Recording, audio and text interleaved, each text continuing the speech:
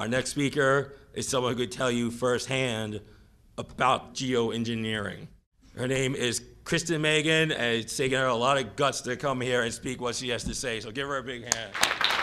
This presentation has been brought to you by Gigi Bowman for State Senate and Oath Keepers.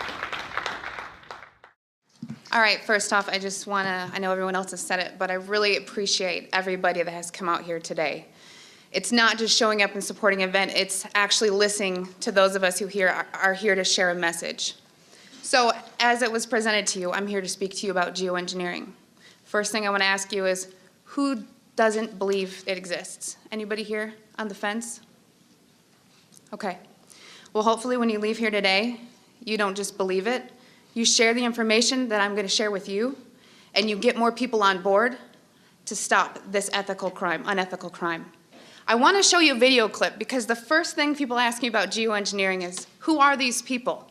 Who are the people that are, kind of pushing the button to get this thing going?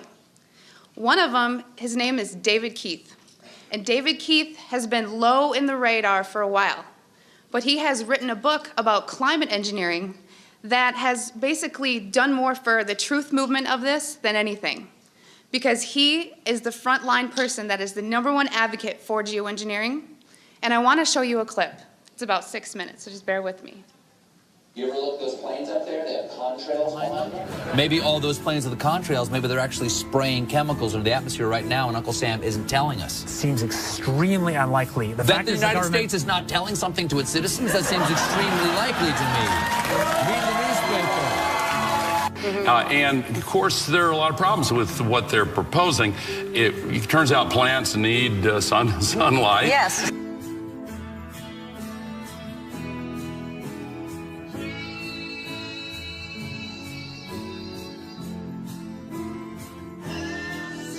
Have you gotten some grief for suggesting this? Sure. I mean, this is like writing a book that's the case for leprosy. Well, first of all, let me ask you this question, because there's a rumor, I don't know if this is true or not, that some scientists are trying to figure out a way to block the sun to try to slow down global warming.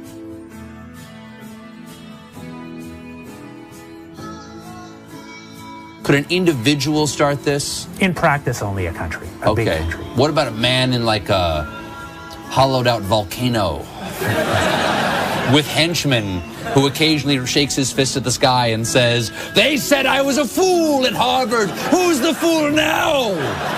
It's All Things Considered from NPR West. I'm Arun Roth. If scientists get the calculations wrong, it could be catastrophic for life on Earth. Or what if the technology got into the wrong hands? Couldn't someone shoot poison into the atmosphere? So people are terrified about talking about this because they're scared that it will prevent us cutting emissions. Right, and also that it's sulfuric acid. You're bearing the lead. Is there any possible way this could come back to bite us in the ass? You put another kind of pollution, sulfur dioxide, up to orbit, cover the atmosphere. The sky won't be really blue in the way it is now anymore. Blanketing the earth in sulfuric acid, because I'm all for it. This is the all-chocolate dinner. I still get to have my CO2, and I just need to spray sulfuric acid. Right. All over the earth. Right.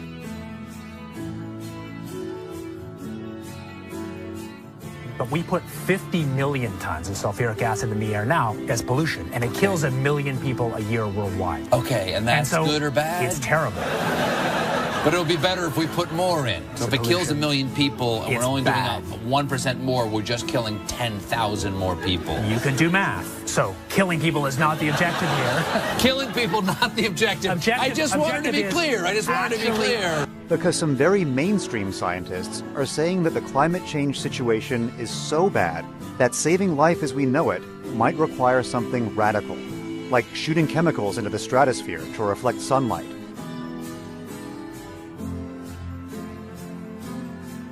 This is the kind of stuff I wake up sweating about. Exactly. Well, it's your goddamn idea.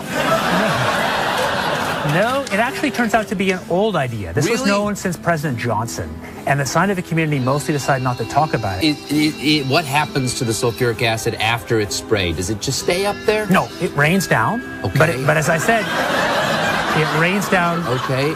It's a tiny addition. Okay. And you you'd put, say, 20,000 tons of sulfuric acid into the stratosphere every year, and each year you have to put a little more, and this doesn't, in the long run, mean that you can forget about cutting emissions. We will need to rein in emissions. We'll get to it eventually, yeah. But it does. But in the meantime, we're shrouding the earth in sulfuric acid. So it is that you could actually spray sulfuric acid in the stratosphere 20 kilometers over our head and use that to stop the planet warming up in a kind of ugly tech fix. You could spray something into the atmosphere to change. Spray pollution into the atmosphere to stop it warming. So in the end, pollution saved them all.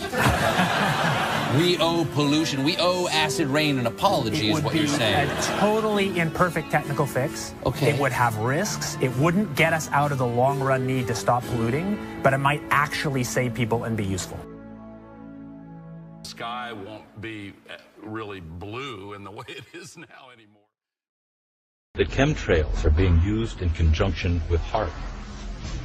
By spraying metal oxides into the air above enemy skies, then directing ELF waves from HAARP to heat those metal oxides, the temperature of the sky is raised to more than 100 degrees Fahrenheit, preventing the accumulation of water vapor that would otherwise form clouds and produce rainfall. So I wanted you to see that video because I wanted you to have a face for somebody who's actually out there violating the ethics of their job to promote geoengineering. I'm going to talk about geoengineering, but I want to share a story with you. Every time I'm asked to speak, I public speak for a living. I'll go into that, but I don't get nervous to speak to you.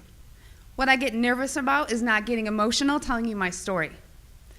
Because in 2002, shortly after 9/11, like a lot of military veterans, I raised my right hand and I took an oath to the Constitution to hopefully do something meaningful with my life. 19 years old, unsure what I wanted to do. So I enlisted in the U.S. Air Force. My job in the U.S. Air Force was working in bioenvironmental engineering.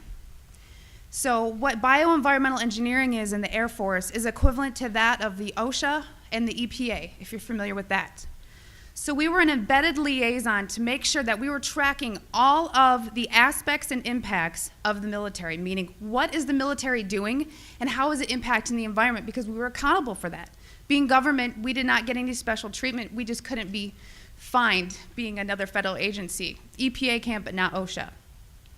So from the health side, it was knowing what you do in the Air Force. What does your job entail that is hazardous to your health? And I'm going to give you an example. Let's say that you were an aircraft painter. You were a mechanic.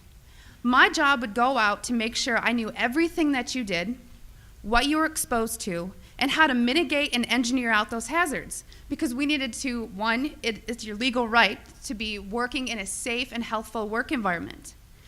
So throughout 9 years, I worked as an industrial hygienist and an environmental specialist. There's two bases I was at that are called air logistics centers. What does that mean? It's not like a fighter wing, it's not really fun and amazing. What they did is they took aircraft that around every 10 to 15 years, they were required to be dismantled down to the last screw. So that meant every single industrial process you can think about, checking the metal integrity, making sure everything's good to go, or sometimes overhauling equipment. Part of my job in tracking the health hazards was to look at any time someone wanted to buy a chemical, any type of chemical. It was ordered through a system, and in that system, I had to go in there and say, the country we're in, we're not allowed to use this. We need to substitute it out with something a little less hazardous, while also maintaining the integrity for a technical order, meaning for that process, it says you must use xylene or toluene to do this process. Well, I have to kind of fast forward. I want to say around 2006, I started kind of opening my eyes to how the military wasn't really what I thought it was. And people approached me knowing what I did for a living and said, have you ever heard of chemtrails? Well, I hadn't. And that sparked my interest. So I went online and I looked at chemtrails. I saw a lot of, debunking, a lot of sites that were just kind of calling it a conspiracy theory. And I thought, well, geez, this is what I do for a living. Preventive health, making sure that people are not getting sick, especially in the workplace, and by things that we're doing that can affect, human health in the environment. To summarize it, in an attempt to debunk this conspiracy theory as I thought it was, I didn't debunk it. It literally changed my life. Like I said, this is hard for me because it's not easy standing here and telling my story.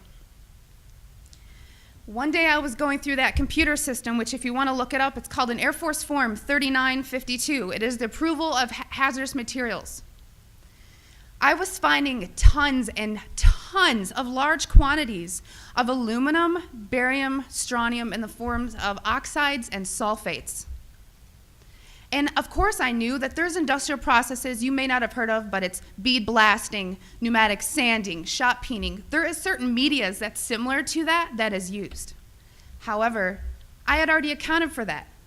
I would sit and look at this computer system and say, this shop wants to order this paint. I'm going to tie it to a task. We had to know what was being used, why it was being used, tracking it cradle to grave on how we were going to dispose of it to be compliant with OSHA and the EPA. One of the legal requirements in approving these is looking at what used to be called a material safety data sheet.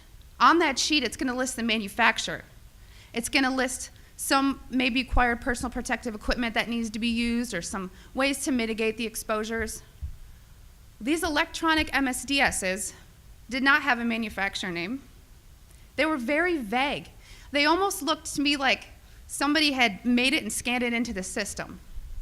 So I asked the question, what is this being used for?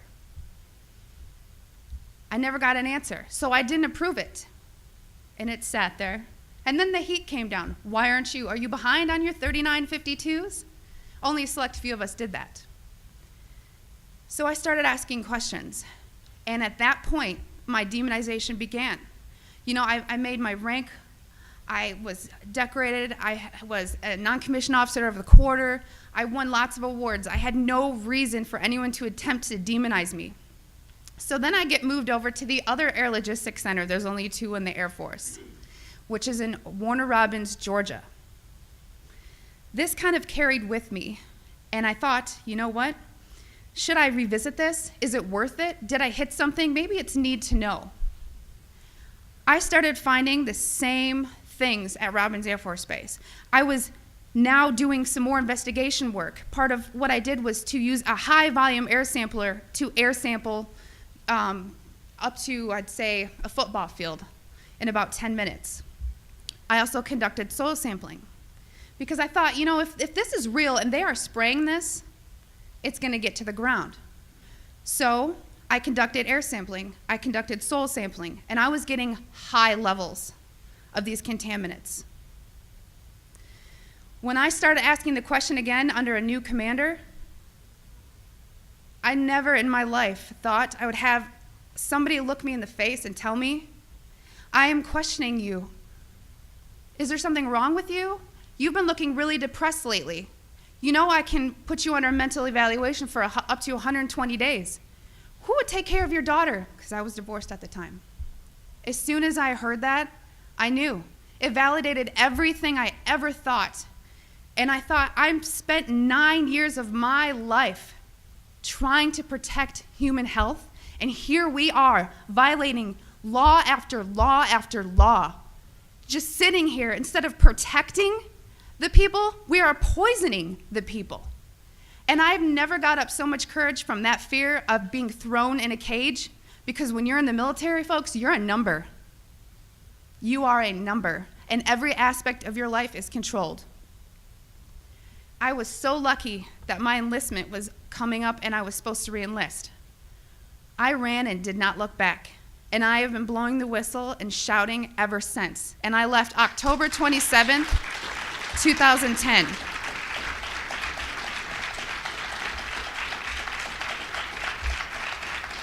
Thank you. It didn't just end there, though. You got to remember, there's a whole career field of people that work in bioenvironmental engineering. A lot of those people were told, do not talk to me. Do not talk to her. Do not email her. They were given no contact orders. Because my biggest thing was, if I'm just so, dishonest, don't you think somebody would come out and say, she was never in the military or something negative to discredit me? They've ignored me, but they've tried to silence me. Every time I fly, I am pulled into a secret room. I literally am tagged in the system for the TSA. It is difficult. As an industrial hygienist, I do very well for myself, but it has been so difficult after leaving the federal government to maintain employment. Nowadays, everyone runs background checks on you, and the first thing they look at is, wow, here's a whistleblower. And you ask yourself, if this is true and we are spraying the people, where are the pilots? Where are the people? I don't know if you pay attention, but look at Snowden. Look at Manning. People don't come forward because these supposed Whistleblower Act protections that you have are not enforced, they're not supported, and they really don't exist. But what I want you to take from this is to understand that I am being completely honest with you, and that geoengineering is occurring, it's been occurring, it is not new, and your tax dollars are funding this. I 100% know that the US Air Force was involved, and it kind of, I think back to all these things that I never had noticed. If you don't know what to look for, you can't look for something. And once I realized a process they were trying to hide, people have come out of the woodworks, from EPA compliance officers to ex-people that I worked with in my career field, who I cannot state for obvious reasons. I've had pilots come forward. I've had people come forward that actually load the canisters on the planes. These people don't come forward because they are afraid that they're gonna end up like Snowden. And I continue to speak to let people know I've been screaming about this for 3 years and I'm still here. And why are you so afraid? Because many of these people are on active duty. And if you are willing to die for your country, supporting, the Constitution and defending us from enemies foreign and domestic, you are willing to die for your country, but now you're scared. You are scared and cowardly to talk about this. So I'm not just speaking to all of you in this room, I'm speaking to all those people that are gonna watch this online and watch it on YouTube. Because you can come forward, you can help expose this, and we can stop it. So many people wanna ask, why? Why is this occurring? That's for later thought. From weather modification to weather weaponry, there's numerous reasons under Agenda 21 and tons of theories. But my job as an industrial hygienist is to make sure that I comply with the laws and enforce them. So it is unethical every day for all the other people that are out there that work in preventive health, or even physicians that aren't speaking about this. They need to. So one thing I want to tell you is what you can do about it. The biggest hurdle that we have is disinformation sites. I never say them, but I'm going to today, so that you know if anyone ever gives these to you as a reference to debunk you, it's Metabunk and Contrail Science. Those are two websites that are ran by a government shill named Mick West. And he is a computer gaming programmer who tries to tell you about persistent contrails. So somebody who isn't even credentialed in chemistry or physics or ecology, none of that, is trying to tell you that you're crazy. Okay? So also on social media, don't just hit the share button. There are links. You have to understand that I have met people who used to be purposeful disinformation trolls, as we call them.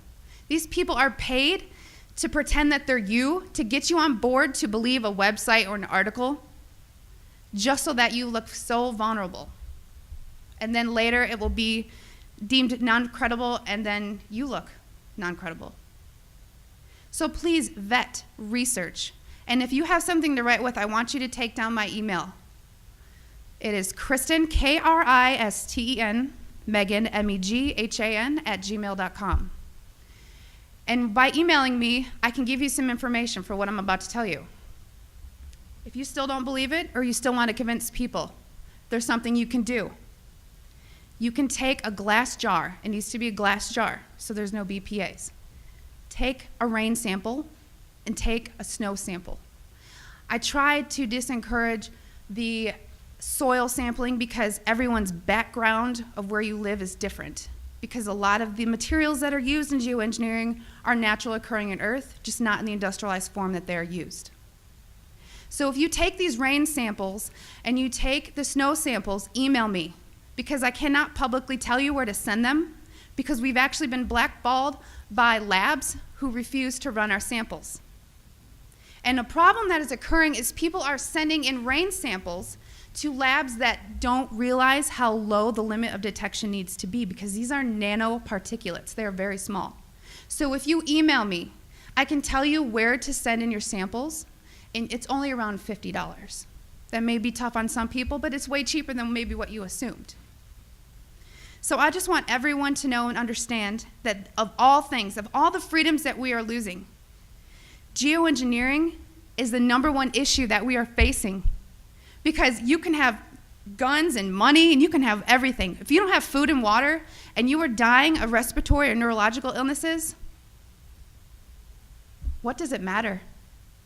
So you've heard about vaccines, and you'll hear, about smart meters, and you'll hear about other issues like fracking. These are all systemic effects. We are getting overexposed to toxins. People will tell you fluoride's in the water, but it's not a lot. It is a lot, because you're getting it everywhere in your food. Water that you drink, everything is washed with that water. And you're getting your vaccines. All this, it's a coupled systemic effect, and our bodies cannot metabolize these toxins.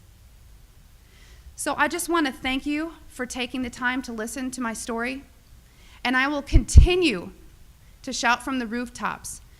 I don't care how many jobs I lose. I don't care how many friends or family I lose, because I took an oath. And in 9 years, I was not able to honor that oath, but I am today.